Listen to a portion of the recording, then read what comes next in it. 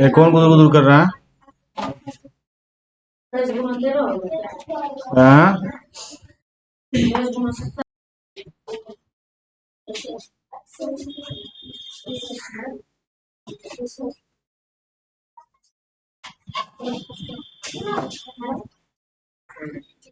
कौन खुश है जीतना?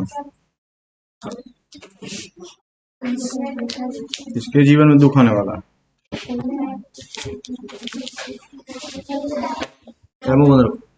पिछले क्लास में क्या क्या हुआ था, क्या क्या समझ में आया था, क्या क्या समझ में नहीं आया था? पिछली क्लास में क्या क्या समझ में नहीं आया था? आरुषि, अरे आरुषि, पिछले क्लास में क्या क्या समझ में नहीं आया था? कौन कचर कचर कर रहा है?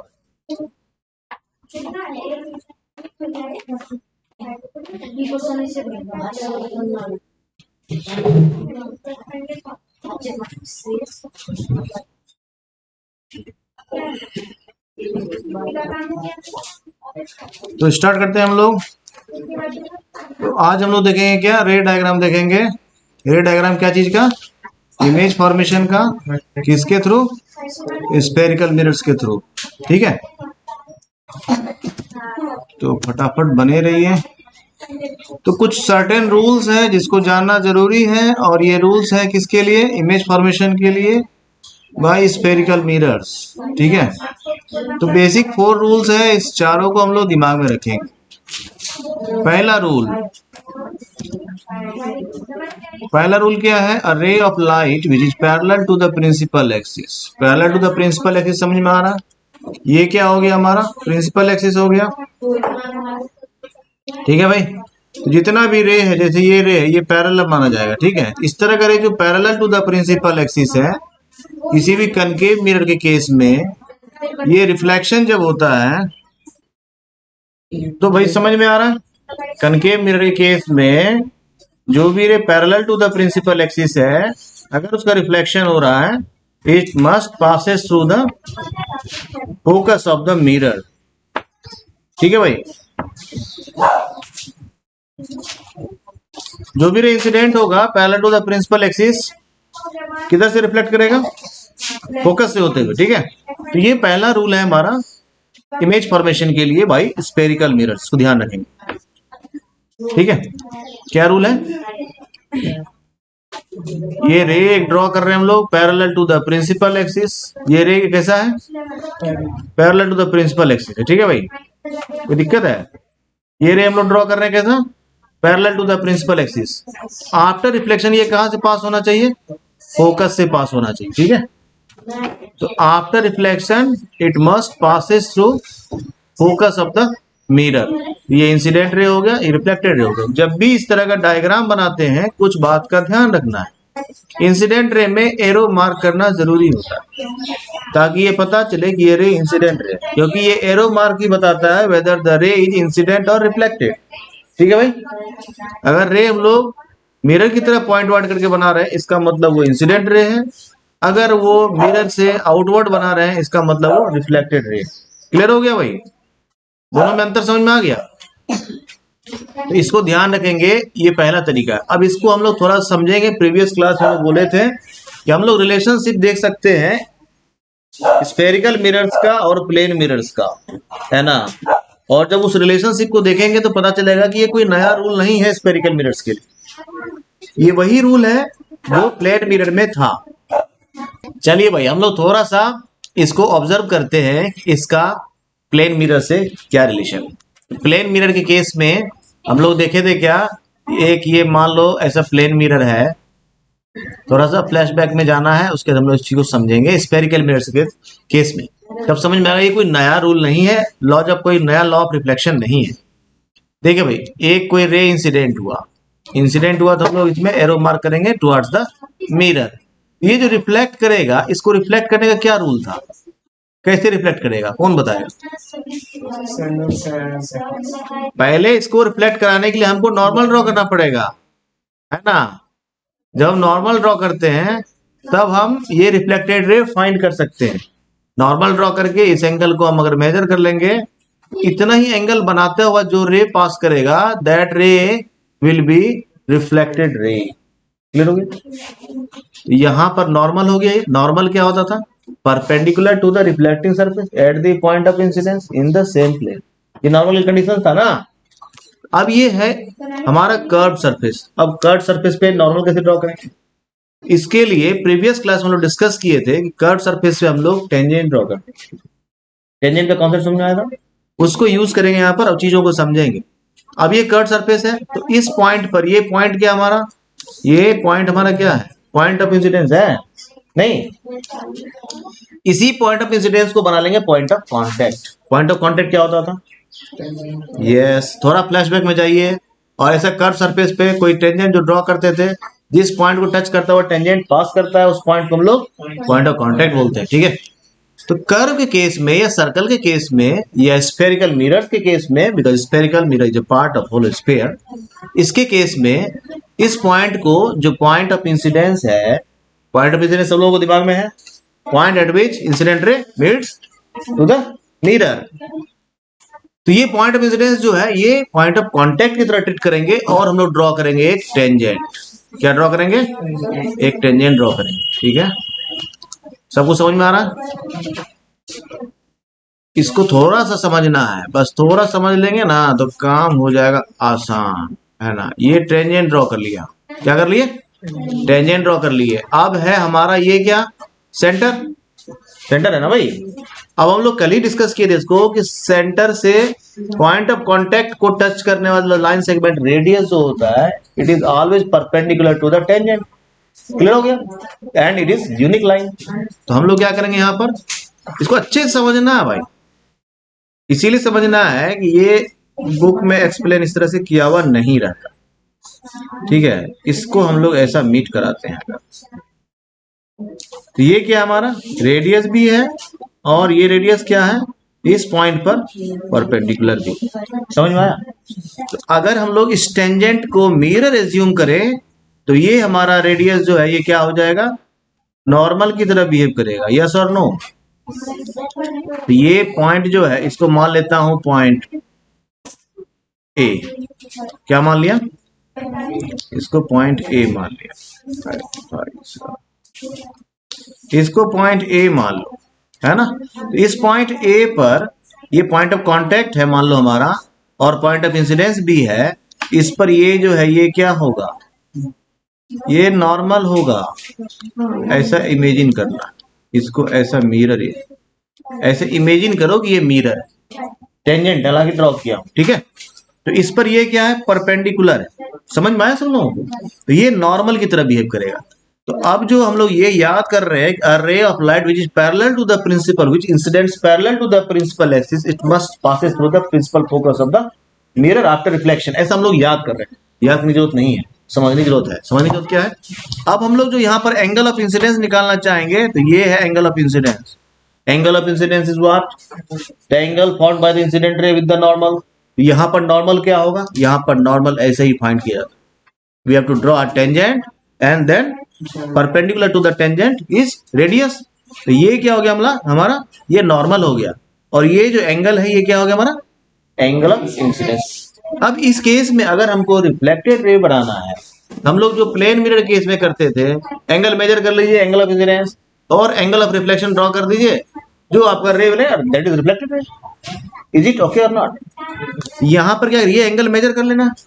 इतना ही एंगल बनाते हुए जो रे पास करेगा, that ray will be reflected ray, and it is observe that such type of rays always passes through the focus of the mirror. समझ बात आई? इसीलिए बार बार हम लोगों को ऐसा समझाने की आवश्यकता नहीं है।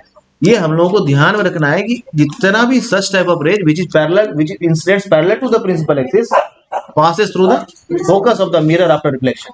ये दिमाग रखना, रीजन समझ में आया क्यों ऐसा हो रहा है? That is the reason behind it कि जो रिफ्लेक्टेड रे होगा ये एंगल ऑफ इंसिडेंस इतना है, उतना ही एंगल ऑफ रिफ्लेक्शन बनाता हुआ रे पास करना। ठीक है, इस केस में कर्व के केस में टेंजेंट हमारा क्या हो जाता है? सरफेस बनता है, और नॉर्मल हमारा क्या बन जाएगा? ये रेडियस हो जाएगा। ठीक है, समझ में आया सब लोगों को? ये रिलेशन है किसका? प्लेन मिरर और स्फेरिकल मिरर का।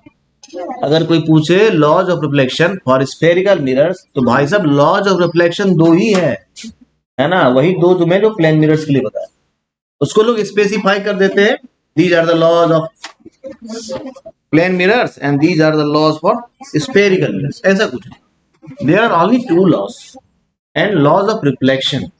Laws of reflection for plane mirrors अलग नहीं है, laws of reflection for spherical mirrors अलग नहीं है, बोथ आर सेम। ठीक है, जो स्फेरिकल मिरर्स के केस में लोग डिराइव कर रहे हैं 4 रूल्स, ये क्या है? Mainly the part of the laws of reflection for plane mirrors. ठीक है, तो लॉज ऑफ रिफ्लेक्शन क्या था? Angle of incident equal to angle of reflection and all three lie in the same plane, incident ray, normal and reflected. Clear हो गया? Same कहानी यहां भी है। अभी इस तरह से जब जो भी स्फेरिकल मिरर्स का 4 लॉ हम लोग पढ़ेंगे, 4 रूल पढ़ेंगे, उस चारों को हम लोग प्लेन मिरर्स का लॉज ऑफ रिफ्लेक्शन जो था उसके थ्रू एक्सप्लेन कर सकते हैं। आगे बढ़े, बस या तो समझने की कोई दिक्कत है? डायग्राम बना लिए, लिख लिए सब लोग? बस now rule second. Rule second क्या है भाई? ध्यान देना। पहला क्या था? Parallel to the principal axis passes through the focus of the mirror. दूसरा क्या है? The ray of light passing through the centre of curvature. Passing through मतलब that incidents through centre of curvature, है ना, of a concave mirror is reflected back along the same path. थोड़ा सा जाएंगे flashback में इसको समझने के लिए, और हम लोग ड्रॉ करेंगे एक प्लेन मिरर। कृपया ध्यान दें, लिखने के लिए मैं समय दूंगा, अगर तुम समझोगे अच्छे से तुम्हें लाभ हो, और बताने से लिखोगे तो दिमाग 2 जगह बढ़ जाए। इसीलिए पहले समझ लेना, इसको बाद में मस्ती से लिख लेना, क्योंकि ये थोड़ा सा कॉन्सेप्चुअल है। ठीक है, ये प्लेन मिरर ऐसे एज्यूम कर लेना है। अब थोड़ा सोचना कि ये नॉर्मल है, normal is perpendicular to the surface. अब सपोज करना है कि कोई रे इंसिडेंट हो रहा है नॉर्मल पर, जैसे हम लोग रे इंसिडेंट कराते थे लाइक वाइज, रिफ्लेक्ट कराते थे लाइक वाइज। अब हमारा क्या है? हम इंसिडेंट करा रहे हैं एट द नॉर्मल। ठीक है, कोइंसाइडिंग विद द नॉर्मल। ये रिफ्लेक्ट किधर होगा? नॉर्मल पर रिफ्लेक्ट होगा। रीजन क्या है इसके पीछे? लॉजिक क्या देंगे? यस, क्योंकि कोई भी रे जो इंसिडेंट हो रहा है, if it incidents at the normal, it means it is making 0 angle of incidence. तो इसका एंगल ऑफ रिफ्लेक्शन भी कितना होना चाहिए? 0 होना चाहिए। कैसे होगा? when it reflects back in the same path at the normal।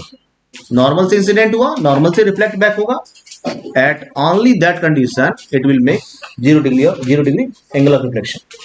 ठीक है, तो नॉर्मल पर जितना भी रे इंसिडेंट होना है, रिफ्लेक्ट किधर से होना है? नॉर्मल से होना है। क्लियर हो गया चीज? बहुत अच्छे। अब आते हैं हम लोग यहां पर। तो सिमिलरली अगर कोई भी रे, ये सेंटर है, अब ध्यान देना कि सेंटर है, तो सेंटर से कोई भी रे जो हम ड्रॉ करेंगे मिरर पर, ये क्या होगा? रेडियस होगा ना। तो रेडियस जहां भी टच करेगा, इसको अगर हम लोग पॉइंट ऑफ कांटेक्ट इमेजिन करें, तो यहां पर एक टेंजेंट ड्रॉ हो सकता है? नहीं हो सकता? नहीं हो सकता है क्या? इसको समझना अच्छे से, समझ लोगे बहुत आनंद आएगा, नहीं समझोगे तो ऐसा रूल्स रट रट के कुछ फायदा नहीं। ठीक है, ये पूरा चैप्टर जो है ना हाईली कॉन्सेप्चुअल है, इसको थोड़ा अच्छे से विजुअलाइज करके इमेजिन करके देखना है। तो हम लोग एक ड्रॉ करते हैं यहाँ पर टेंजेंट। कहां पर टेंजेंट ड्रॉ कर रहे हैं? इसको पॉइंट ऑफ कांटेक्ट इमेजिन कर लेते हैं। ठीक है, जो पॉइंट ऑफ इंसिडेंस है हमारा एक्चुअली, तो ये जो होगा, ये क्या यहाँ परपेंडिकुलर होगा या नहीं होगा? ये परपेंडिकुलर होगा या नहीं? तो ये जो इंसिडेंट हो रहा है, ये एट द नॉर्मल हो रहा है, नहीं हो रहा है? अगर ये अलोंग द नॉर्मल इंसिडेंट हो रहा है, रिफ्लेक्ट इधर से होगा, reflects back in the same direction, in the same following same path. समझ में आ रही है? तो अब जो सेंटर ऑफ कर्वेचर से इंसिडेंट हो रहा है रे, वो किधर से जाएगा ये याद रखने की आवश्यकता है क्या? किधर से जाएगा? By following the same path. Clear हो गया? अब क्यों हो रहा है ये भी रीजन समझ में आया? क्योंकि ये बिहेव करेगा नॉर्मल की तरह, और जब भी कोई रे नॉर्मली इंसिडेंट हो रहा है तो वो रिफ्लेक्ट कैसा होगा? नॉर्मली ही होगा, नहीं नॉर्मल से ही होना है। क्लियर हो गया चीज? तो ये समझ में आया कि ये लाइन क्यों लिखा जाता है। अब क्या है? अरे, अरे मतलब इंसिडेंट रे ऑफ लाइट, यहाँ पे इंसिडेंट रे लिख लेना, ठीक है। Incident ray of light passing through the centre of curvature, पिछला वाले लॉ में भी इंसिडेंट रे कर लेना उससे, इंसिडेंट रे मिस हो गया, ठीक है भाई।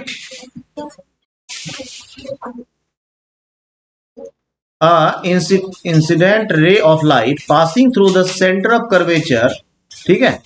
ये passing through the centre of curvature मतलब ये सेंटर ऑफ कर्वेचर से पास हो रहा है। अब ध्यान देना, ब्यूटीफुल बात क्या है कि इस जगह से कोई दूसरा भी रे पास कर सकता है, कोई तीसरा भी रे पास कर सकता है ना।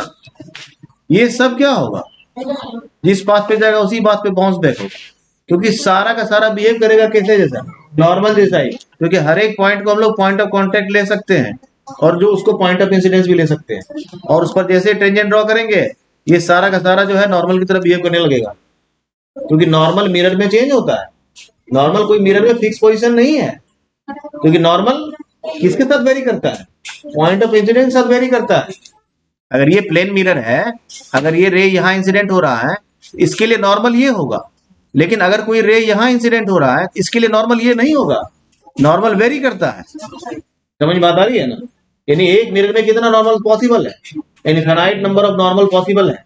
ये चीज समझ में आ रहा है ना? इसीलिए इस केस में जितना भी रे डिफरेंट पॉइंट पर इंसिडेंट होगा उतना डिफरेंट नॉर्मल हो जाएगा, और वो नॉर्मल के थ्रू आएगा, नॉर्मल के थ्रू ही बाउंस बैक हो जाएगा। क्लियर हो गया? समझ में आ रहा है कि नहीं आ रहा है? बहुत अच्छे, तो इसको लिख लीजिए, ठीक है। Reflected back along the same path. तो चलिए भाई देखिए रूल नंबर 3, ये है हमारा रूल नंबर 3। तो 2 रूल्स कौन कौन था? पहला, the ray incident parallel to the principal axis passes through the focus of the mirror after reflection. दूसरा क्या था? The ray incident through centre of curvature of the mirror, yes, bounces back in the following the same path, ठीक है। तो rule number 3 है, a ray of light passing through the focus of a concave mirror becomes parallel to the principal axis after reflection। Rule number 1 को remind कीजिए, rule number 3 को देखो, एक दूसरे का रिवर्स है ना। रूल नंबर 1 में क्या देखे थे हम लोग? प्रिंसिपल एक्सिस के पैरेलल जा रहा है तो फोकस से पास करेगा। दूसरा रूल क्या है? अगर फोकस से पास हो रहा है, यानी कोई रे ऐसा इंसिडेंट हो रहा है तो किधर जाएगा? Parallel to the principal axis जाएगा, है ना। ये समझाने की आवश्यकता नहीं है, सेम कहानी। इस पे एक टेंजेंट ड्रॉ कर लो, है ना, और इस पर एक यहां से पास करता हुआ कोई नॉर्मल ड्रॉ करो। नॉर्मल हमेशा ध्यान रखना, स्फेरिकल मिरर्स के केस में नॉर्मल जो है वो हमेशा सी से पास करेगा, हमेशा पास करेगा। क्यों? क्योंकि किसी भी पॉइंट पर तुम जो टेंजेंट ड्रॉ करोगे ना, उस पर जो परपेंडिकुलर होता है वो रेडियस होता है, ये हमेशा याद रखना। तो इस पे नॉर्मल ड्रॉ कर रहे हैं और वो इधर से जा रहा है, ऐसा नहीं संभव है, ये क्वाइट इम्पॉसिबल इवेंट है। तो ये हमेशा ध्यान रखना है, नॉर्मल जो पास करेगा वो हमेशा किधर से पास करेगा? सेंटर से। इसीलिए ड्रॉ करना आसान है नॉर्मल। कैसे? कि किसी भी प्लेन में if you have given 2 points you can draw only 1 line passing through both the points. तो ये काम हमारा आसान है या नहीं है? तो यहाँ तो हमको 2 पॉइंट्स गिवन है ना, एक सेंटर दिया हुआ, सेंटर ऑफ कर्वेचर, दूसरा पॉइंट ऑफ इंसिडेंस मिल गया, तो पॉइंट ऑफ इंसिडेंस को बना लेंगे पॉइंट ऑफ कांटेक्ट, और एक जो लाइन ड्रॉ करना, अब ये पॉइंट है, ये पॉइंट है, दोनों को मिला के लाइन ड्रॉ करना तो आसान है, कोई मुश्किल काम तो है नहीं। यानी स्फेरिकल मिरर्स में भी अगर नॉर्मल ड्रॉ करना है तो ये काम हमारा प्लेन मिरर से ज्यादा आसान है। ये कह रहा हूँ, प्लेन मिरर के केस में तुमको 2 पॉइंट्स नहीं मिलता है। अगर ये प्लेन मिरर है ना तो तुमको ये पॉइंट ऑफ इंसिडेंस मिलता है, तो तुमको इस पे नॉर्मल जो ड्रॉ करना पड़ता है तो तुमको 90 डिग्री एंगल बना के ड्रॉ करना पड़ता है। एक झंझट है एंगल बनाने का, ये बता रहा हूँ। स्फेरिकल मिरर्स केस में ये नहीं है, क्योंकि यहाँ तुमको 2 पॉइंट्स मिल जाता है, एक सेंटर ऑफ कर्वेचर, दूसरा पॉइंट ऑफ इंसिडेंस, 2 पॉइंट तो मिल ही गया। तुमको करना क्या है? दोनों को कनेक्ट तो करना है, नॉर्मल ड्रॉ हो गया। तो प्लेन मिरर से ज्यादा आसान है स्फेरिकल मिरर्स में, ठीक है। चलिए आगे देखते हैं। अब यहाँ क्या हो गया? सिंपली वैसा ही है। अगर यहाँ तुम नॉर्मल टेंजेंट ड्रॉ कर लेते हो तो ये तुम्हारा क्या हो गया? एंगल ऑफ इंसिडेंस हो गया। ये हमारा क्या हो जाएगा? एंगल ऑफ रिफ्लेक्शन हो जाएगा। ऐसे जब ड्रॉ करते हैं तो ये लाइन जो आफ्टर रिफ्लेक्शन है ये कैसे जाता है, parallel to the principal axis जाता है। क्लियर हो गया? चलिए इसको फटाफट लिख लीजिए। यहां इंसिडेंट रे लिख लेना।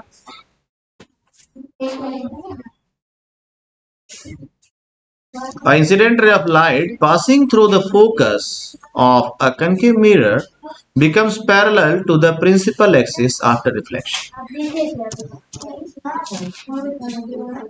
ठीक है, डायग्राम इस तरह से बना सकते हैं। ठीक है भाई, चलिए इसको फटाफट ड्रॉ करना है, फिर हम लोग बढ़ेंगे आगे।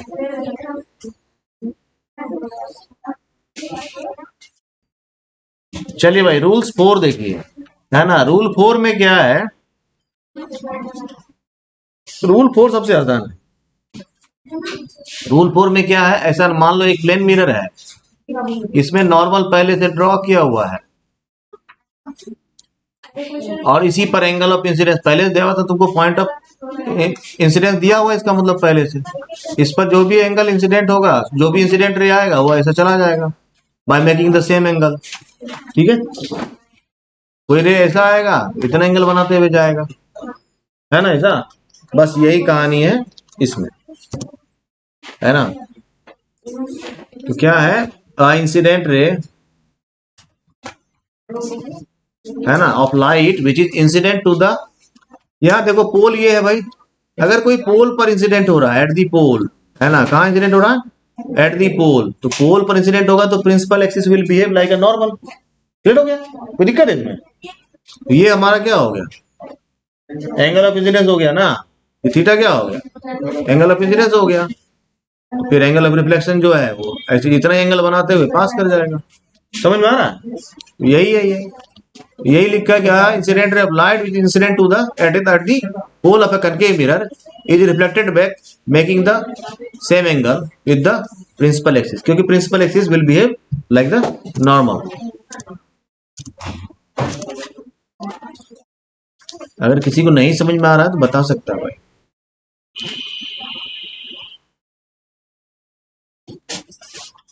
क्या ये हो गया हमारा यहाँ पर एंगल ऑफ इंसिडेंस और ये हो गया हमारा यहाँ पर एंगल ऑफ रिफ्लेक्शन। ठीक है भाई, जब भी इस तरह के इसमें इंसिडेंट रे आएगा तो सेम एंगल बनाता हुआ जाएगा। तो आगे बढ़े, यहाँ तक समझ में आ गया भाई। अब इस 4 रूल्स में से हम लोग कितना रे ले सकते हैं? 4 रे ले सकते हैं by following individually particularly 1 rule at a time. लेकिन इमेज फॉर्मेशन के लिए हमको कितना रे चाहिए? 2 रेज ओनली। ठीक है, क्योंकि 2 रे मिल गया, उसका पॉइंट ऑफ इंटरसेक्शन मिल गया तो एक पॉइंट मिल जाएगा, है ना। तो इतना हमारे लिए काफी होता है। तो कोई भी जो हम लोग रे डायग्राम बनाते हैं तो उसमें चारों रूल्स का यूज करने की जरूरत नहीं है, इसमें से कोई भी 2 कन्वीनियंट रूल यूज कीजिए और डायग्राम बना लीजिए। ठीक है, तो थोड़ा सा एक बार हम लोग ब्रीफ में देख लेते हैं चारों रूल्स को, है ना। तो पहला क्या है, पैरेलल गया प्रिंसिपल एक्सिस के फोकस से पास कर गया। रूल नंबर 2 क्या है, सेंटर ऑफ कर्वेचर से जो पास करेगा वो किधर जाएगा, सेंटर ऑफ कर्वेचर से ही बाउंस बैक होगा।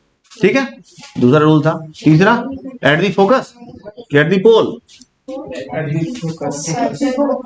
जो फोकस जो है उससे पास करेगा वो किधर से जाएगा, parallel to the principal axis जाएगा। जस्ट इसमें जो था उसी का रिवर्स हो जाएगा इसमें, है ना। और फोर्थ में क्या था, पोल पर जो इंसिडेंट होगा वो सेम एंगल बनाता हुआ रिफ्लेक्ट हो जाएगा। ये याद रहेगा।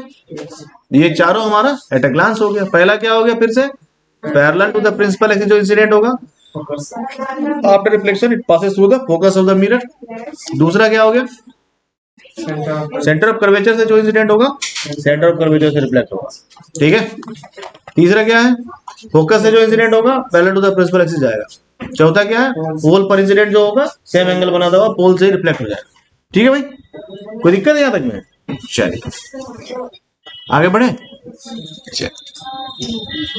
अब हम लोग देखते हैं कुछ एक कंडीशन जिसमें हम लोग इमेज फॉर्मेशन देखेंगे। क्या देखेंगे, एक्चुअली अभी जो हम लोग देखने वाले हैं वो है image formation by concave lens, concave mirror. ठीक है भाई। तो इमेज फॉर्मेशन जो कनकेव मिरर का देखते हैं ना, इसमें लोग 3-4 कंडीशंस देखते हैं। जैसा इसको समझने के लिए बस समझ लेता हूँ, कुछ एक टर्म है उसको समझ लो पहले। ये है हमारा क्या, ये है हमारा प्रिंसिपल एक्सिस। क्या है ये? प्रिंसिपल एक्सिस है ना, क्या है ये? हाँ, और ये है हमारा क्या, मिरर। हाँ ठीक है भाई। अब ध्यान देना, ये क्या है हमारा फोकस, ये है हमारा सी। अब कोई भी ऑब्जेक्ट अगर इधर है इसको हम लोग क्या बोलते हैं? ठीक है, बियॉन्ड सी बोलेंगे। और अगर कोई यहाँ ऑब्जेक्ट है एट सी बोलेंगे। यहाँ है in between C and F. अगर कोई ऑब्जेक्ट यहाँ है एट एफ, और कोई ऑब्जेक्ट यहाँ है in between F and P, this is pole of the mirror. Position समझ में आ गया? This is called position of the object. ये किसी को नहीं समझ में आया तो बोलिए। ठीक है, ऐसा वेरियस पोजीशंस के लिए जो इमेज बनता है ना, वो डिफरेंट पोजीशन डिफरेंट टाइप का बनता है ना। तो उस तरह के इमेज का नेचर क्या होगा और पोजीशन क्या होगा। ठीक है, इमेज फॉर्मेशन जो होगा, image formation by concave mirror, इसमें इमेज का हम लोग क्या क्या देखेंगे? नेचर देखेंगे और पोजीशन देखेंगे। क्या क्या देखेंगे? नेचर और पोजीशन। ठीक है, तो पहला देखते हैं, when object is placed beyond C. ये हमारा क्या है? प्रिंसिपल एक्सिस है ना। तो ये हमारा है कनकेव मिरर, और हमारा इसका फोकल लेंथ कितना है? कितना दिख रहा है? 2 सेंटीमीटर। नहीं तो सेंटर ऑफ कर्वेचर कितना दूर पे होगा? 4 centimetre apart from pole of the mirror. ठीक है, और कोई ऑब्जेक्ट जो है बियॉन्ड सी प्लेस्ड है।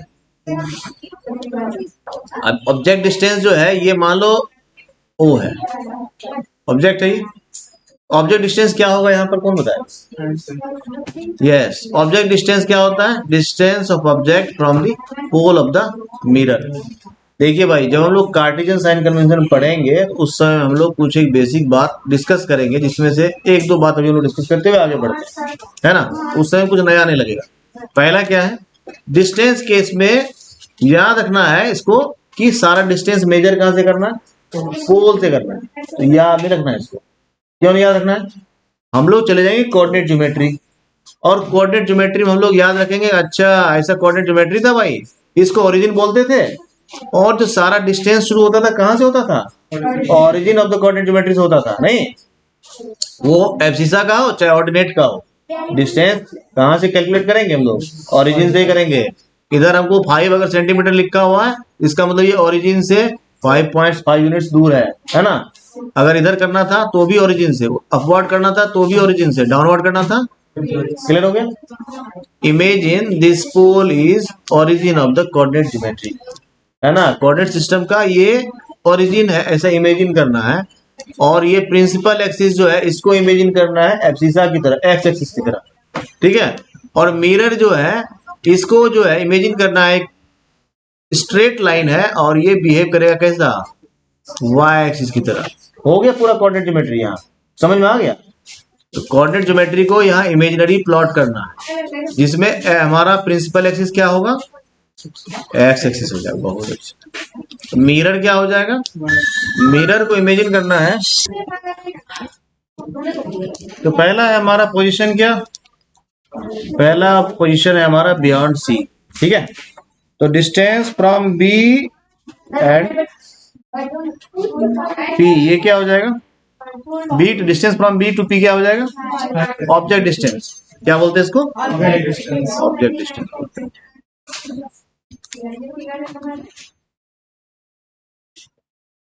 ठीक है भाई, डिस्टेंस सारा मेजर कहां से करना है? पोल से करना है। क्यों पोल से करना है पता है? क्योंकि इसी तरह से जैसे कोऑर्डिनेट सिस्टम में हम लोग सारा डिस्टेंस किधर से मेजर करते हैं? ओरिजिन से मेजर करते हैं। तो पोल को इमेजिन करना है कि पोल जो है वो ओरिजिन है ना, और मिरर जो है वो क्या है? वाई एक्सिस है, और जो प्रिंसिपल एक्सिस है वो क्या है? X axis. ठीक है भाई, समझ गए बात को? तो चलिए हम लोग रे डायग्राम बनाने के लिए क्या करेंगे, कोई भी कन्वीनियंट 4 रूल्स में से 2 रूल्स को अप्लाई करेंगे, है ना। तो पहला, अगर हम लोग एक ray parallel to the principal axis draw करते हैं तो ये किधर से रिफ्लेक्ट करेगा, फोकस से करेगा रिफ्लेक्ट। ठीक है, ये फोकस से चला गया। अगर कोई दूसरा रे जो फोकस से जाएगा, इंसिडेंट होगा, वो किधर से जाएगा, parallel to the principal axis जाएगा। उस रे को भी लेंगे तब भी हमको मिल जाएगा दूसरा पॉइंट, है ना। मान लेता हूं दूसरा ऐसा करके लिया, तो ये भी ऐसा पास करता हुआ मिल जाएगा, नहीं तो भी हमको पॉइंट मिल रहा है। दूसरा, मान लिया ये रे हमारा चॉइस नहीं है, तो कोई भी दूसरा हम लोग रूल ले सकते हैं। जैसा अगर हम पोल पर इंसिडेंट कराएं यहां से, देखो अच्छी बात क्या है, तुम कहीं भी इंसिडेंट कराओगे इमेज वही बनेगा, है ना। समझ गए बात को? तो हम लोग क्या कर रहे हैं, दूसरा रे ले रहे हैं। अगर पोल पर ये किधर से पास करेगा तो भी ये इधर से ही पास करेगा, by making the same angle. ये हमारा ये ले सकते हैं। तीसरा हमारे पास क्या था, सेंटर ऑफ कर्वेचर वाला था। कोई भी इसमें से कन्वीनियंट 2 रे हम लोग ले लेंगे और उसको हम लोग मीट कराएंगे। ठीक है भाई। दूसरा हमारा है फोकस से पास कर रहा है, किधर से जाएगा, parallel to the principal axis जाएगा, नहीं किधर से जा रहा है, हाँ तो बियॉन्ड सी जो कोई ऑब्जेक्ट प्लेस्ड है उसका इमेज कहां बन रहा है, in between C and F. कहां बन रहा है, in between C and F, है ना। कहां बन रहा है, कहां बन रहा है भाई, सी एंड एफ। ठीक है, और इमेज कैसा बन रहा है, इन्वर्टेड बन रहा है। इमेज कैसा बन रहा है, इन्वर्टेड बन रहा है ना।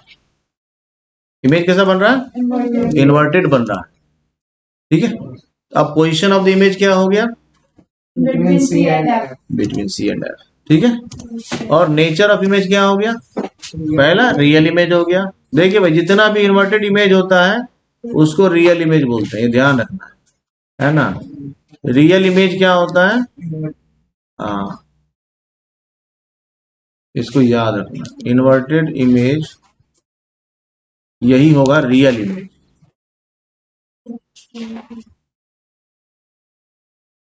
ठीक है भाई, इन्वर्टेड इमेज ही क्या कहलाता है, real image that can be obtain on the curtain, है ना।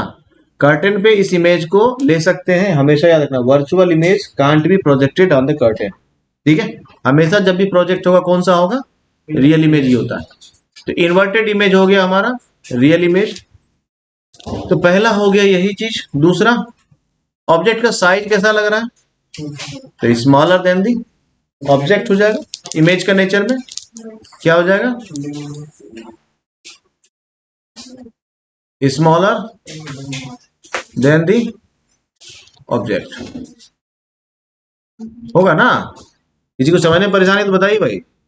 तो रियल होगा तो इन्वर्टेड होगा ही ना, ये इन्वर्टेड होगा तो रियल होगा ही। तीसरा, डिमिनिश्ड हो जाएगा। डिमिनिश का मतलब समझ में आ गया, स्मॉलर देन दी। क्लियर हो गया, तो ये कहानी समझ में आया। तो ऐसा करके कल क्या करना है, सारा पोजीशन के लिए डायग्राम बनाकर लाना है। हम लोग उसको फिर से यहां डिस्कस कर लेंगे। पहला पोजीशन, पहले ऐसे लिखना है, पोजीशन ऑफ द ऑब्जेक्ट, ऐसा लिखना,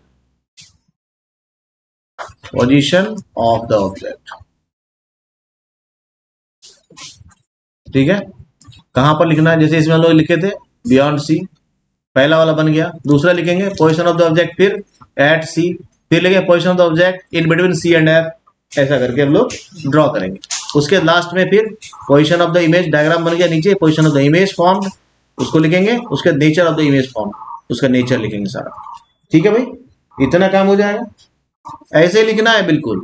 पहले ऊपर में हेडिंग देंगे position of the object, object is placed where, suppose करो बियॉन्ड सी है, बियॉन्ड सी। उसके बाद डायग्राम बना लेंगे और उसके बाद position of the image formed, फिर nature of the image formed. ठीक है, इतना कर लेना। कितना पोजीशन के लिए, 5 पोजीशंस के लिए।